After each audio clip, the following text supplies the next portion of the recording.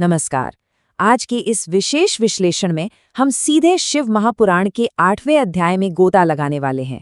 ये कोई आम प्राचीन कथा नहीं है, बल्कि यह सृष्टि के बिल्कुल शुरुआती समय का एक रोंगटे खड़े कर देने वाला ब्रह्मांडीय नाटक है। एक ऐसी कहानी जहां बात सत्ता, छल और सबसे बढ़कर अहंकार के पूरी तरह चकनाचूर होने की है। जरा सोचिए, जिसने पूरे ब्रह्मांड को रचा, उसी का अहंकार कैसे तोड़ा गया? तो चलिए इस बेहद रहस्यमयी और दिव्य घटना को समझते हैं। ठीक है, चलिए इसमें गहराई से उतरते हैं। यहाँ एक बहुत ही बुनियादी लेकिन सच में चौंका देने वाला सवाल सामने आता है कि ब्रह्मांड बनाने वाले को ही दंड क्यों मिला? मतलब जिस देव ने सब कुछ रचा हो, वो आखिर किस परम सत्ता के भयानक क्रोध का शिकार हो सकता है? जब भी ब्रह्मा जी का नाम आता है तो मन में जीवन और ज्ञान का ही विचार आता है ना? लेकिन शिव पुराण की ये घटना हमें बताती है कि कैसे रचयिता को अपनी ही रचना के बीच एक खौफनाक नतीजे का सामना करना पड़ा।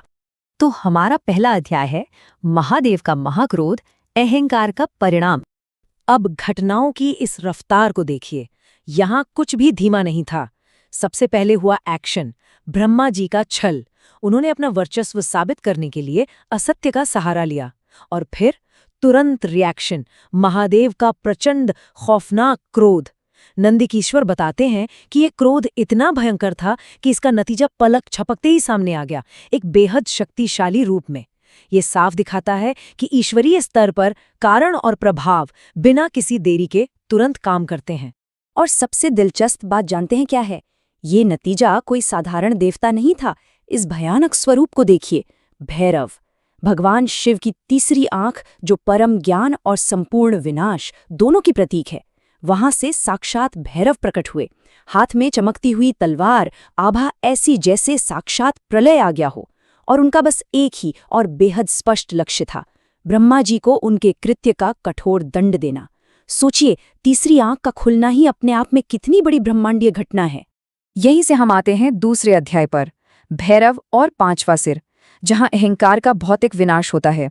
इस बात को सुनकर ही सच में रूह कांप जाती है। भैरव ने बिना एक पल गमाए ब्रह्मा जी के बाल कसकर पकड़े और अपनी तलवार से उनका वो पांचवा सिर सीधे धड़ से अलग कर दिया। जरा उस दृश्य को विजुअलाइज कीजिए। वो रचयिता जिसके पास ब्रह्मांड की अपार शक्तियां हैं, वो थर थर कांप रहा था। जिस पांचवें सिर को ब्रह्मा जी ने अपनी सर्वोच्चता और झूठे अभिमान का प्रतीक मान लिया था ना, वो अब कटकर जमीन पर गिर चुका था। विनाश के इस मंजर के बाद करुणा का भाव देखिए। ब्रह्मा जी का सारा अहंकार अब टूट चुका था और वो बुरी तरह कांप रहे थे। उन्होंने फौरन दंड देने वाले भैरव के चरण पकड़ लिए और गिड़गिड़ाकर क्षमा मांगने लगे। और ठीक इसी समय इस ब्रह्मांडीय नाटक में भगवान विष्णु का प्रवेश होता है। विष्णु जी ने बहुत ही विनम्रता के साथ शिव जी से प्रार्थना की। उन्होंने याद दिलाया कि प्रभु, ब्रह्मा जी को ये पांचवा सिर आपकी ही कृपा से तो मिला था, इसलिए अब उन पर दया करना ही उचित होगा। तो यहाँ सबसे महत्वपूर्ण बात यह है, हमारा तीसरा अध्याय, क्षमा और शिव का न्याय, जहाँ सत्य की पुनर्स्थापना होती है। भगवान शिव के इन शब्दों को ध्यान से सुनिए। तुमने अपनी प्रतिष्ठा और ईश्वरत्व को दिखाने के लिए छल किया है। इन शब्दों में गजब का अधिकार और गूंज है। असल अपराध यही था। बात सिर्फ झूठ बोलने की नहीं थी, बल्कि उस झूठ के पीछे की नीयत की थी। सबसे बड़ा बनने की भूख और अपनी ताकत का झूठा दिखावा। शिवजी ने बिल्कुल साफ कर दिया कि भाई, चाहे कोई कितना भी शक्तिशाली क्यों ना हो, सत्य और धर्म से ऊपर कोई नहीं हो सकता। अब देखते हैं कि इसके बाद क्या हुआ। शिवजी ने ब्रह्मा जी को जो दंड दिया और फिर जो क्षमा दी, उसका ये बैलेंस बहुत ही अद्भुत है। एक तरफ था श्राप, ब्रह्मा जी को सत्कार, विशेष स्थान और उत्सवों से हमेशा के लिए बाहर कर दिया गया। क्यों? क्योंकि जो सम्मान उन्होंने चाहा था वो छल से कमाया गया था। लेकिन दूसरी तरफ उनके सच्चे पश्चाताप को देखकर शिवजी ने एक शक्तिशाली वरदान भी दिया। उन्हें गणों का आचार्य बना दिया गया। मतलब उनके बिना कोई भी यज्ञ पूरा माना ही नहीं जाएगा। इस घटना का असर सिर्फ ब्रह्मा जी पर ही नहीं हुआ। हमारा चौथा अध्याय है, केतकी पुष्प का श्राप, असत्य का साथ देने का फल। क्योंकि केतकी पुष्प ने उस छल में ब्रह्मा जी का साथ दिया था, इसलिए उसे भी सीधे महादेव के क्रोध का सामना करना पड़ा। शिव जी ने स्पष्ट शब्दों में कहा, अरे दुष्ट केतकी पुष्प, अब तुम मेरी पूजा के अयोग्य रहोगे। ये सुनते ही केतकी फूल गहरे शोक में डूब गया। उसे अपनी भारी गलती का एहसास हो गया था वो तुरंत शिवजी के चरणों में गिर पड़ा और अपने किए की माफी मांगने लगा। और ये बहुत ही शानदार तरीके से दर्शाता है कि महादेव का वचन तो कभी झूठा नहीं हो सकता, लेकिन उनकी करुणा हमेशा कोई ना कोई रास्ता निकाल ही लेती है। दंड तो ये मिला कि केतकी का फूल कभी भी शिवजी को सीधे नहीं चढ़ाया जाएगा, लेकिन उनकी दया देखिए, शिवजी ने उस फूल का जीवन बेकार नहीं जाने दिया।